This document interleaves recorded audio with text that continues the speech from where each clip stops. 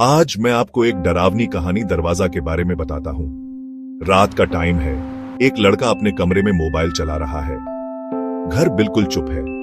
हवा की हल्की सी आवाज और घड़ी की टिक टिक। अचानक सामने का दरवाजा खुद से हिलने लगता है, पहले धीरे फिर जोर से। लड़का डर कर कहता है, कौन है वहां? दरवाजा धीरे से खुल जाता है, लेकिन अंदर अंधेरा है, कोई दिखाई नहीं देता। मोबाइल की टॉर्च ऑन करके लड़का अंदर देखता है। अंधेरे में एक कुर्सी खुद ही हिल रही होती है। फिर अचानक कोई भूतिया हाथ दरवाजे के पीछे से बाहर निकलता है और दरवाजा जोर से बंद हो जाता है। मोबाइल टॉर्च लड़के के चेहरे पर आती है और पीछे से एक व्हाइट शैडो फिगर खड़ा होता है। स्क्रीन ब्लैक हो जाती है और सिर्फ एक चीख की आवाज सुनाई देती है, हॉरर चीख। ऐसी स्टोरी सुनने के लिए हमें लाइक और सब्सक्राइब ज़रूर करें।